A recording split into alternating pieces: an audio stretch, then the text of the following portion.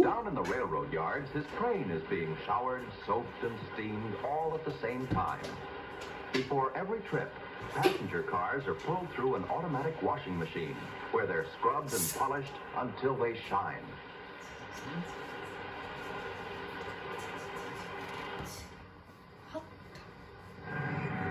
The big diesel-electric locomotives, already cleaned and oiled, wait to be called for work.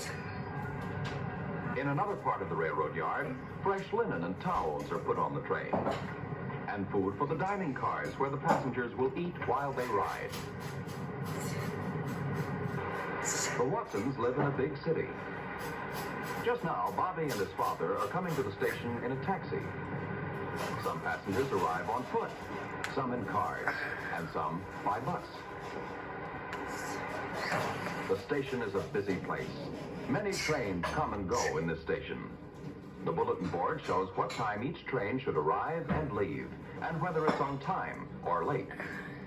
At the baggage counter, people may check their bags and suitcases to be carried in a special baggage car. Mr. Watson prefers to carry Bob's suitcase right onto the train. There are stores and newsstands in this station, too. Bob thinks a magazine may help to pass the many hours on the trip. "Let's go," says Mr. Watson.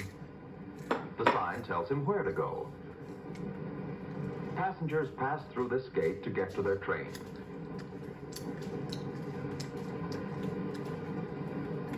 Each passenger shows his ticket to the gateman, so that the gateman can be sure that each passenger gets on the right train. "Track number 1, says the gateman to Bobby. Here's Bob's train all put together, ready for the passengers. In the rear is the observation car.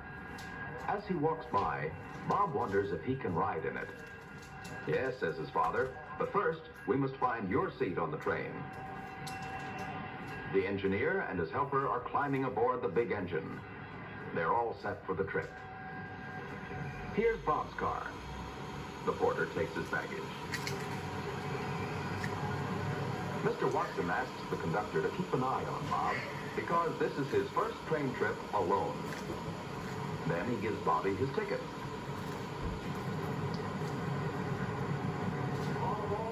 "You're on your own now," he says. The engineer gets the go-ahead signal. He opens the throttle.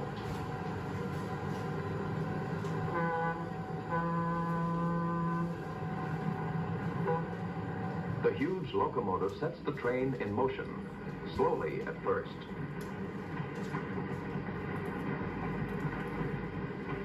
The signal light is green. The road is clear. Through the railroad yards, the train travels slowly. Bob's riding in a small room of his own called a roomette. It has a comfortable seat in the daytime and can be turned into a bedroom at night. A wardrobe is built into the wall of the roomette and a wash basin. Bob sees a neighbor open the wash basin. The tracks gradually lead out of town and join the main line. The engineer watches every road sign carefully. The safety of the passengers is in his hands. Traveling in a roomette is comfortable. "Tickets, please." Bob has 2 tickets, one for the train trip and another one for his place in the roomette. The Pullman conductor gets the roomette ticket.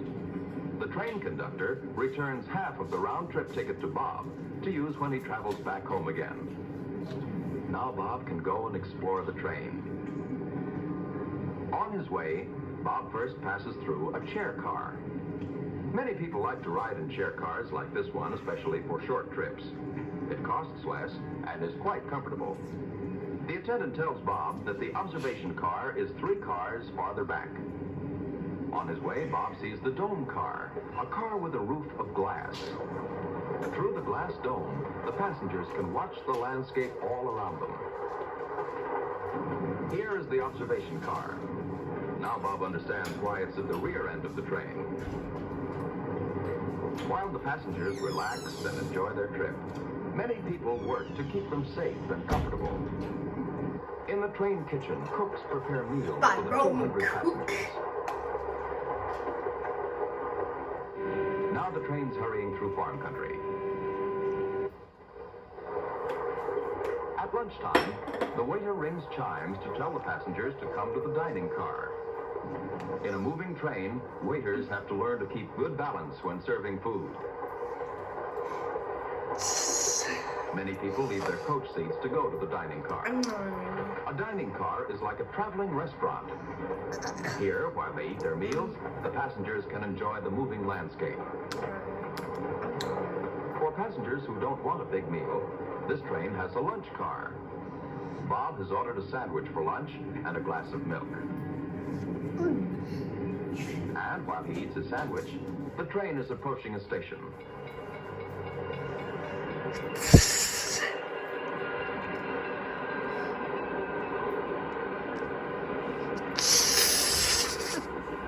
It's just a small one, but it's important for the train crew because here, the engineer and his helper are leaving the train and a new crew takes over.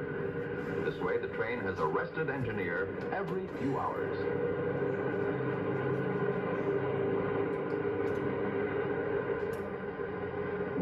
Say, look who's here. This is Clyde. Bob has company. Now the boys can watch the landscape together.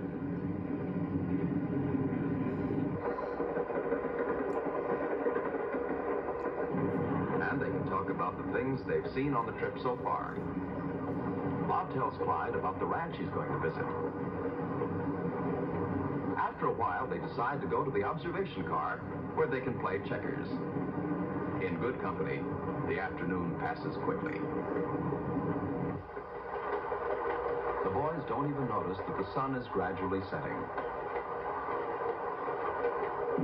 It's already bedtime for small children. This room is larger than Bobby's and is called a bedroom. Already the evening meals are being served.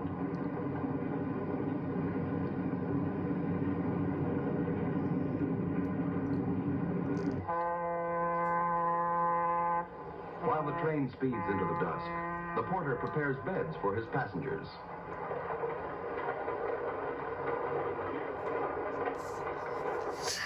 The shadows grow longer, and the countryside darkens. Guided by signposts and signals which tell the engineer the safe speed at which he may travel, the train speeds toward the sunset. One by one, the lights go out, and the passengers go to sleep. This is how a passenger goes to rest in a roomette prepared for the night.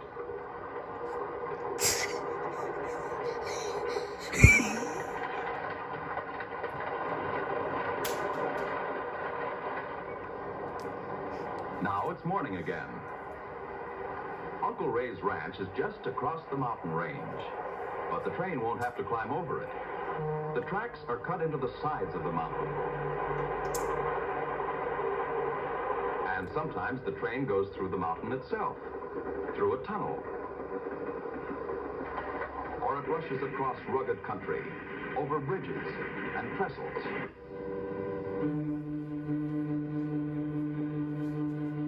Are you ready? Asked the Pullman conductor.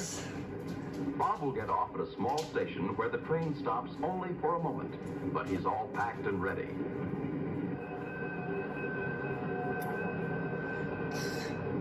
Come on, Bobby, here we are.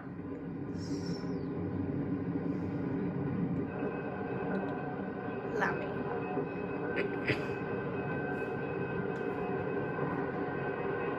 The porter carries a step for passengers so that they can get off the high cars easily.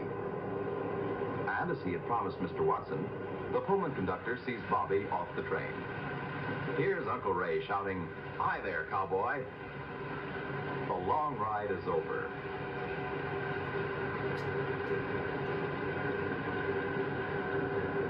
Uncle Ray's Jeep is waiting. The train starts off again, and off goes Bob to the ranch, to new adventures with cowboys and horses. But the train goes on across more mountains, more valleys, across desert country until it reaches its destination, California.